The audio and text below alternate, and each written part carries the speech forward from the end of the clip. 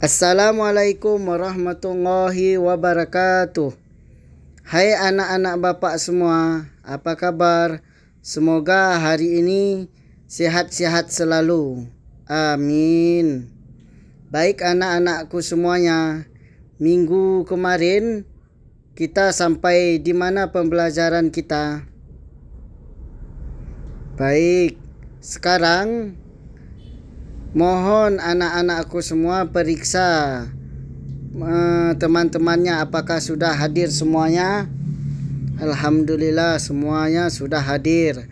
Baik anak-anakku semua, kita hari ini akan mempelajari tentang meneladani nama dan sifat Allah untuk kebaikan hidup. Anak-anakku semua tahu apa itu sifat Allah untuk kebaikan hidup, atau bisa juga dikenal dengan Asmaul Husna. Baik, sekarang sebelum kita memasuki pembelajaran, alangkah baiknya kita memasuki berdoa bersama dulu.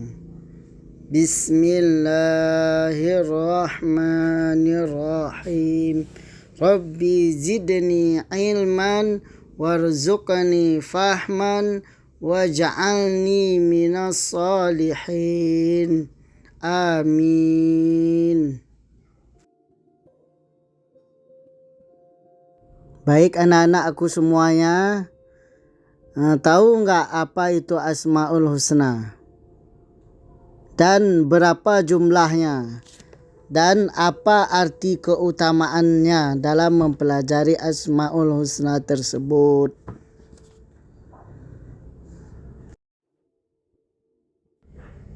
Asmaul Husna adalah nama-nama Allah yang baik dan indah.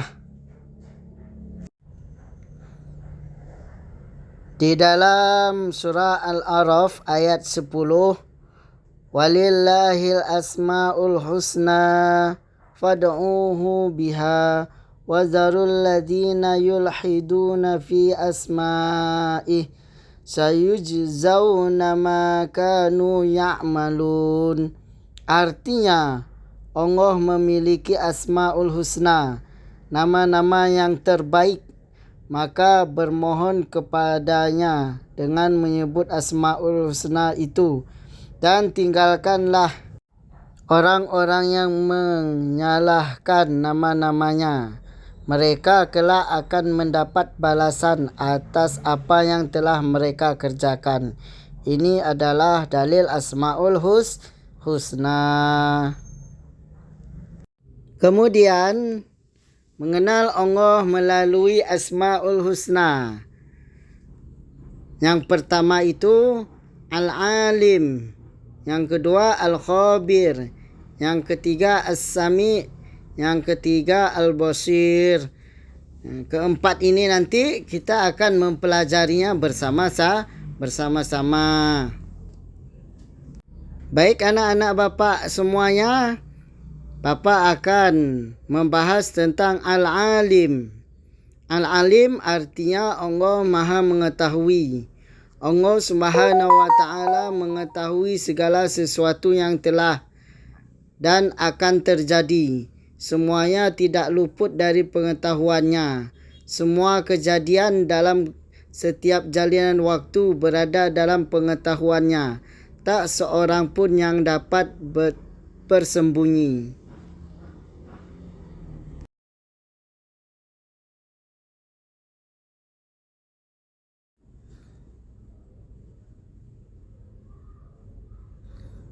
Ini adalah ayat atau dalil surah Al-Alim, yaitu surah Al-An'am ayat 80.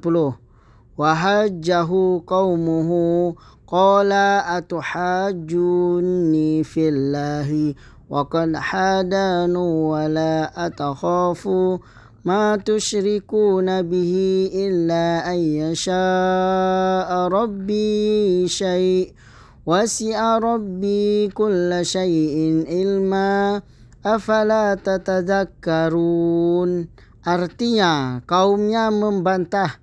Dia Ibrahim berkata, apakah kamu hendak membantahku tentang Allah, padahal dia benar-benar telah memberi petunjuk kepadaku.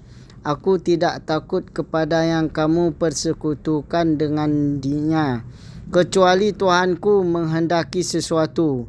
Ilmu Tuhanku meliputi segala sesuatu. Tidaklah kamu dapat mengambil pelajaran.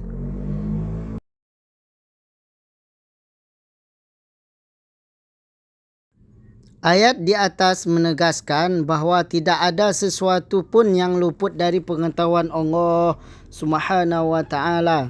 Ayat yang dikutip di atas memberikan penjelasan bahawa segala aktivitas di dunia, baik yang tampak maupun tidak tampak, semuanya tidak luput dari pengetahuannya.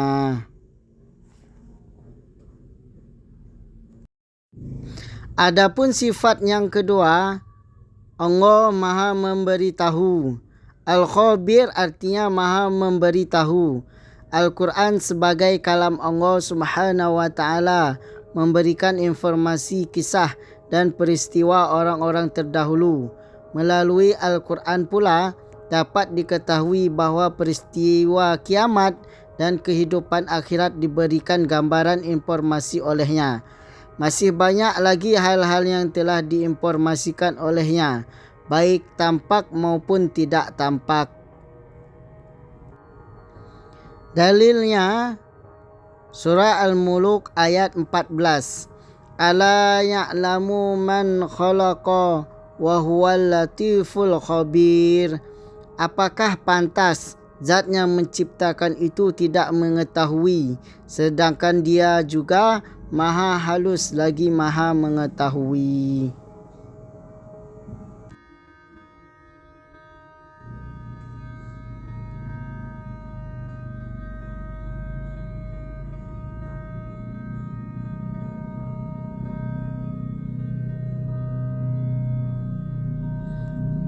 Baik anak bapak semuanya, kemudian perilaku yang mencerminkan bahawa pengakuan bahawa Allah Subhanahu wa taala Maha memberitahu adalah dengan ikhlas berbagai ilmu pengetahuan yang dimiliki kepada orang lain.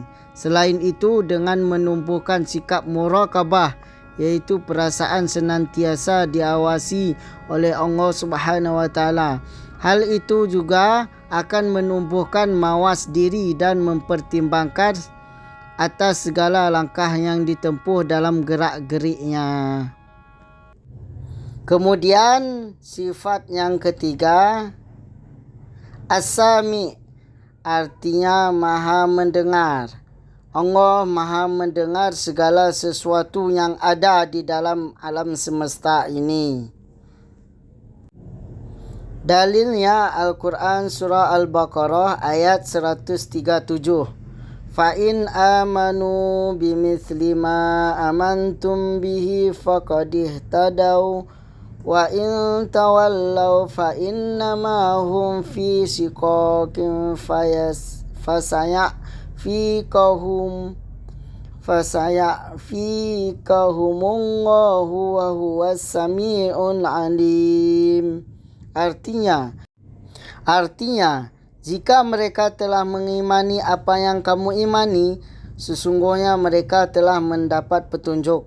Akan tetapi, jika mereka berpaling, sesungguhnya mereka berada dalam permusuhan denganmu. Maka Allah akan mencukupkanmu dengan perlindungannya dari kejahatan mereka. Dia Maha mendengar lagi Maha mengetahui. As-Sami memiliki arti bahawa Allah Subhanahu wa taala Maha mendengar.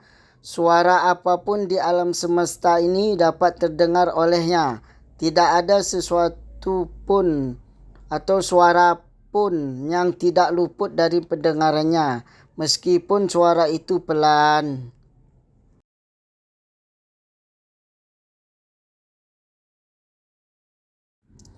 Sifat yang keempat yaitu Allah Maha melihat.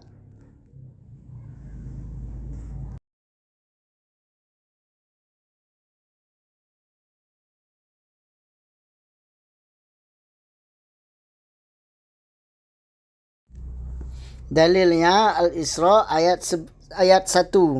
Subhanalladzi asra bi'abdihi laylan minal masjidil haram ilal masjidil aqsa alladzi barakna haulahu linuriyahu min ayatina innahu huwas samiul basir.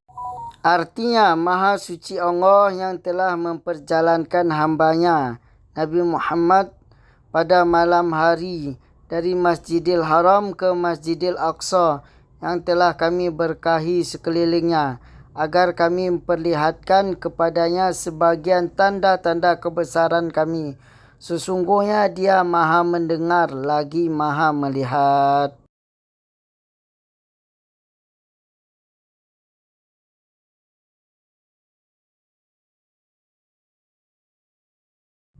Kemudian perilakunya mencerminkan bahawa Allah Subhanahu Wa Taala Maha mendengar, antara lain mau mendengarkan pembicaraan orang lain. Apalagi orang yang berbicara adalah orang tua ataupun guru. Terkadang kita tidak senang terhadap yang disampaikan orang lain. Meskipun demikian, kita dapat menyampaikan dengan bahasa dan sikap santun kepadanya.